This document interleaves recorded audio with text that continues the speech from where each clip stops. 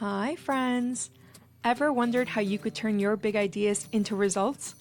Together, let's reimagine a better sector, tackle systemic issues, and yes, raise some serious cash. Welcome back to The Small Nonprofit, the podcast where your passion meets action. Hello, hello. Welcome back to another episode of the Small Nonprofit Podcast. It's your host, Maria. And if you're new here, welcome. Come on in. The water's warm. And I have an amazing guest for you today. I actually randomly reached out to Sharonne to start having a conversation about CCF. And after that conversation, I knew that I needed to have her here to have it with you as well. Hey, Sharonne, how are you? Good, thanks. How are you, Maria? Thank you for having me. I am so thrilled to have you. I know that you have so much to share with our audience, so I'm so excited for it. For people who don't know you, you Yes. can just telling them a little bit about who you are. Yeah, of course. My name is Sharonne Navas. I am the co-founder and executive director of the Equity and Education Center. We are housed here in Seattle, Washington. I am a native of New York City. My mom is a immigrant from Guatemala, and my dad is an immigrant from El Salvador. I'm the first American born of my whole entire family, so that came with all of the thrills and chills of growing up Gen X and trying to navigate both not being Latina enough for my Latina family and not being American enough for my American family and trying to figure out like, what am I? And stumbled into nonprofit about 100 years ago. And this is nowhere near what I wanted to do. And my mother is still absolutely confused and wants to know when I'm going to get a degree and actually get a job. Super relatable. Like I came to Canada as a refugee from Mexico, so it's like not Mexican enough for the Mexicans, not white enough for the Canadians. Very, Yeah. very relatable. Yeah. Yeah, it is. It's something that we don't talk about enough, I think, especially in nonprofit. I remember getting my first nonprofit job and they were just like, "Oh, you speak Spanish? So we got a 2-in-1." No, no, you don't have two employees in one, you've got one employee. And then being a fundraiser in Latina, it was even more confusing because you get to hear some stuff from donors where they're like, "Oh, yeah, my housekeeper." I'm like, "Oh god, here we go." My housekeeper that looks exactly like you. Yeah, and so I have a love-hate relationship with fundraising until I learned about community-centered fundraising, and then I was just like, "Okay, I could do this. I could do this." It feels like home. Yeah, yeah, it feels like the best of what fundraising can be without losing yourself from that community part. When I was working in development, I always felt so far away from the community. And I always felt like ivory towery, no matter what organization I worked for. So it feels like this is the best of both worlds in that it's a little community organizing, but it's also donor relations tipped on its head. So it's really nice. And how did you first hear about community-centric fundraising? Had you heard about it before you became a founder, after? So I never wanted to found my own organization. And when the opportunity came up and I thought, I don't really love development. I'm very good at it, but I don't love it. So I'm just going to become an ED. And then someone somewhere is just like, you're going to do fundraising for the rest of your life if you're an ED. I'm like, no, I'm going to hire the best of the best and do the great things. And I'm actually very good friends with Boulette, who sat me down one day and was just like, okay, you need to understand what it is that you're doing. We're doing this sort of revolutionary thing. We're centering the community around fundraising. And I was like, what does that mean? And he was just like, it's looking at the community and not thinking about what's going to make the donor happy, but how are we in service of the community as we're raising money? And that was just, it was such a shockingly simple but revolutionary idea that I was just like, I want more. I need more. So yeah, it's been fascinating to see it revolutionize and then at the same time have other conversations around like trust centered philanthropy and how those two can really merge together. So it's been great. It's so funny that you mentioned Boo because something that you said earlier really rang Boo to me when he came to the podcast.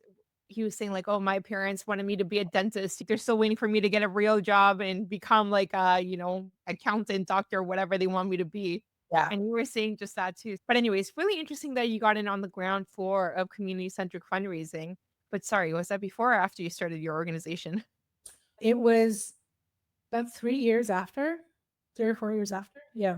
Okay, great. And did it end up changing how you run your organization, or maybe it helped shape the movement? That's interesting.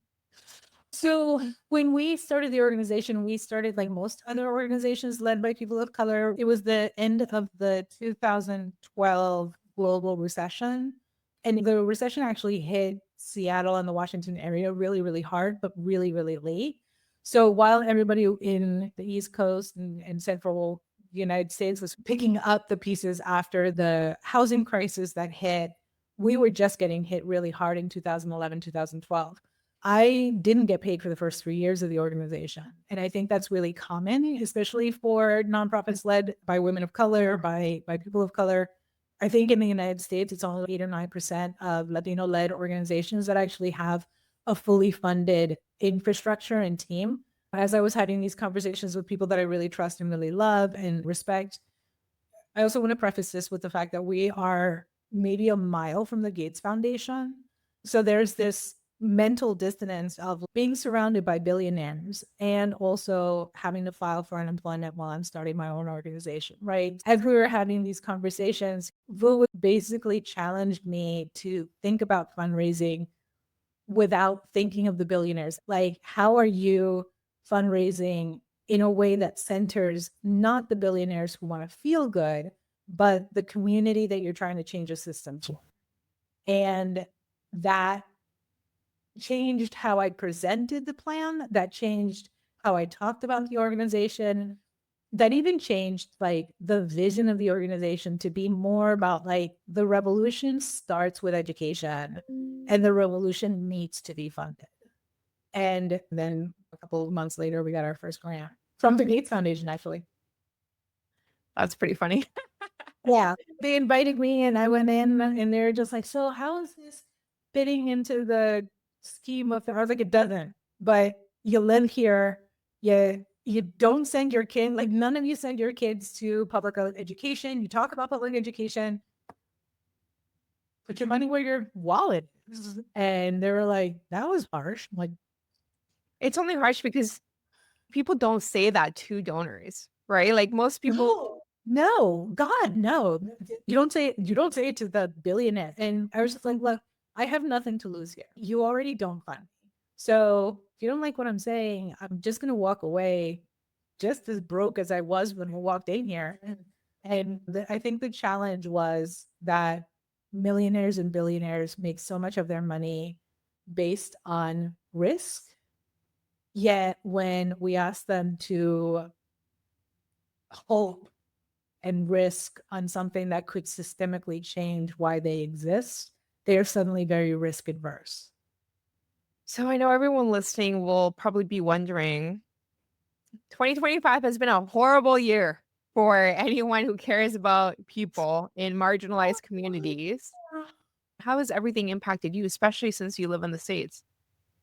Our funding is down by 90%. I had to I had to furlough my team on Monday. And for those that don't know, unemployment law allows you to do a furlough, which means that you are still employed, but you're not getting a paycheck for a short amount of time. You can also be laid off, or you can be fired, or you can quit. We have a 90% cut to our budget this year. Because of that cut, we're able to float a couple of weeks of payroll, but not 6 or 7 months. I asked my team if they would be okay with doing like a 2 to 3 week furlough. I cut my pay down to like $1 so that I can technically still be employed. And I have a skeleton crew here that's just really helping me to fundraise for the next 6 weeks. And most of that is going to be major donors who understand that it's not just a reaction to the federal government and what's happening, but it's actually that democracy is at stake, and that democracy starts with the power of the people and not with the people in power, which is something that Senator Cory Booker said last night. And I was just like, that is such a simple message, but it's so incredibly true. And we forget. And I think that's one of the things that I love about community-centered fundraising is that we're often told that we have no power and that we need to fight with each other. Like, it's such a nonprofit Hunger game, and we're so much more powerful together. So when we talk to donors, we actually talk about the power of the revolution starting from the ground up, starting from those who are most often affected by the systems that they actually created. And well, I'm confident that we'll come back to where we were on Friday. We're meeting with a lot of donors who understand our fundings are getting cut and there's no planning for this. But my parents have gone through such horrifying conditions to be where they are, and I owe it to my parents and my ancestors to keep the fight. So we'll be fighting all the way. I was gonna say, you're handling it so well. And then you said that part of my ancestors X, Y, and Z, and I'm like, I feel that way too. Whenever something hard happens in my life, I'm always like, I came here as a refugee. What are they gonna do for me? Right, right.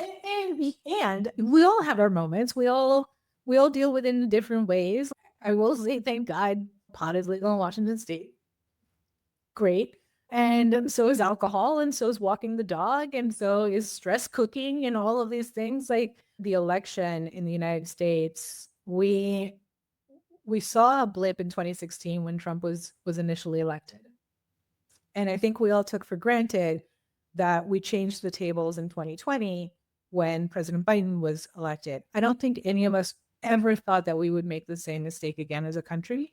And it has been eye-opening that in the nonprofit sector, we often say we can't do things because they are political. And there is nothing more political than being in the nonprofit sector. Like, what we do, no matter who you work for, no matter what you do, no matter how you fundraise, it is an act of revolution and resistance to work for something that is really taking the space of what the government should be doing and what the United States promises, which is a better life for any immigrant that comes to this country. And as we're doing fundraising, that's how I'm changing the story. Is this isn't about donors and the name on the wall. Like, it's really about saving lives, and they need to pony up. Like, they need to start saving lives. Where have you seen the like largest cuts to your funding? Is it government grants? Is it individual donors? And I would also love to hear, have you heard other EDs in the same kind of like area, whether geographically or like theme, also going through those cuts? We all are. So we got a large government grant 2 years ago. We knew it was going to sunset. And then this year, I think there's two big things that a lot of us saw coming, but we didn't know how elected officials were going to react to it, was the end of COVID funding, which hit a lot of organizations in very different ways. We transitioned to be a rapid response organization as opposed to an education policy organization. And for your listeners, Washington State was the first state to get COVID, right? So we were on the front line of vaccines and hand sanitizers and all of that craziness. And we got funding for that. We knew it was going to end, but I don't think anyone really anticipated that the new federal administration was going to go so incredibly fast, so incredibly hard. And it hasn't even been the first 100 days, which is our like big deadline. Is how is the new administration going? We're at 73 days. And we already kicked out a bunch of people. We've ended the Department of Education. Like, Health and Human Services is gutted. USID is, it's just so much. And I think all the EDs that I talk to or am in relationship with, we're all shell-shocked over how quickly it's happening. And we're all sharing different ideas of how to stay open. Right. So I think what happened with the pandemic, where we all grew communities with each other and we created pods and all that other stuff, we're doing the same thing in a very different community-centered way. And I think the fascinating part is that while we are all fighting the good fight against the federal administration, we're also finding spaces of joy, right? Where like we're all with community, we're all with our friends, we're not talking about it for at least a couple of hours. We're drinking, we're dancing, we're singing, we're doing bad karaoke in the car, but we're with friends. And when we do talk about work, the folks that I talk to always end the conversation with hope. It always ends with joy and hope. And they're like, okay, so once we get over this administration, we're going to rebuild better. And I think this moment is really forcing us to think about how we fundraise, how we talk about the system, but then also how are we actually changing it so that democracy is not at risk again? And how do we help each other get to a place where joy and the work can exist in tandem? Kamala Harris, a few months ago, she did the speech for the NAACP award. She was receiving an award. And it was like, shit is horrible right now, Yeah. but we can get back to where we were because we've done it before. Yeah. Like they always try to crush us, but we've done it before. So there's always a way through. Yeah. Look, one of the founders of the Seattle City Black Panthers still lives here. And one of the things he said to a group of folks that I was in the room with was, yes, it's hard. Yes, it's going to be really difficult. It's going to get worse before it gets better. But we've been through this. We've been through worse than this.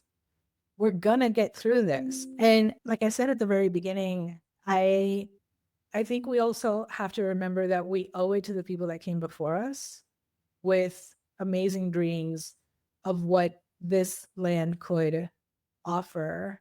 But we also owe it to the people that were brought here without choice. And we also owe it to the people for whom this land was taken from them to do everything that we can to ensure that the vision of a community-led democracy can actually survive.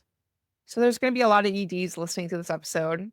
Some of them are EDs of color, some of them are not. Just wondering, like, do you have anything to say to them? They might be facing similar cuts, or maybe they're in Canada with annexation threats, but just wondering, like, anything to say to the EDs who listen?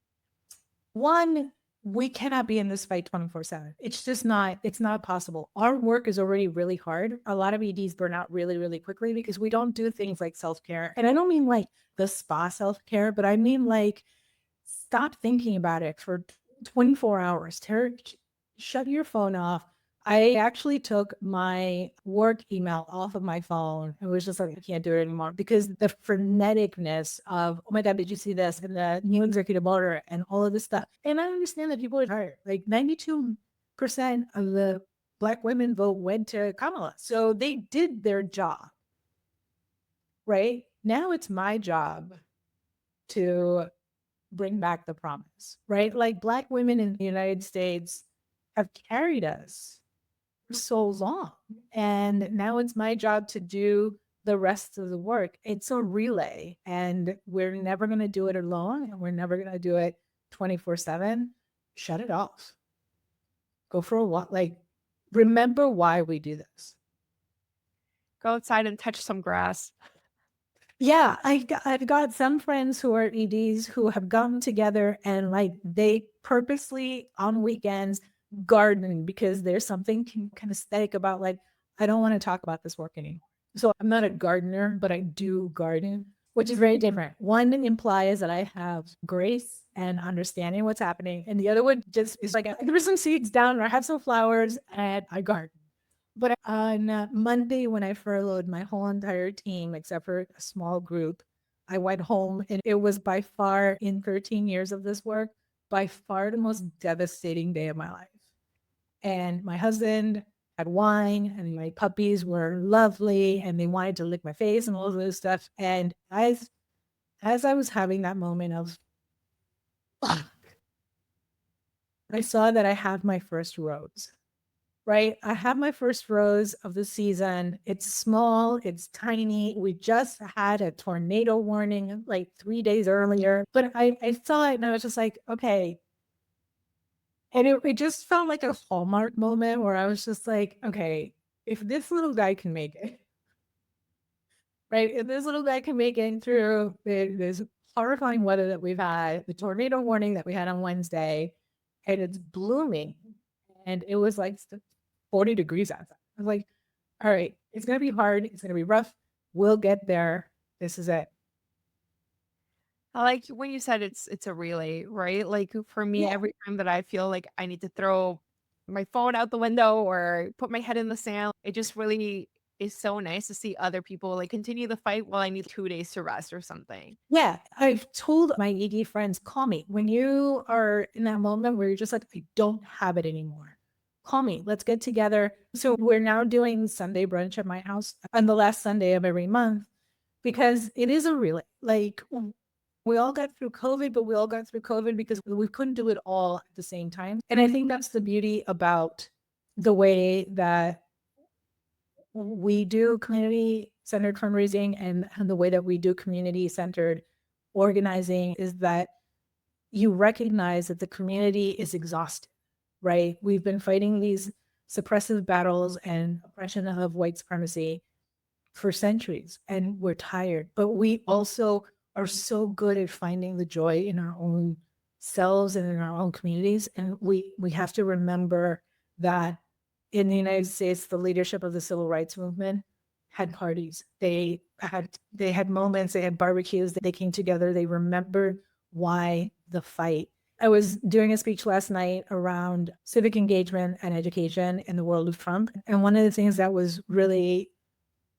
sort of horrifying, but also eye-opening was that everyone in there was just like, we got to fight against this. We got to fight against this. And from the mouths of babes, one of the youth was just like, but what are we fighting for?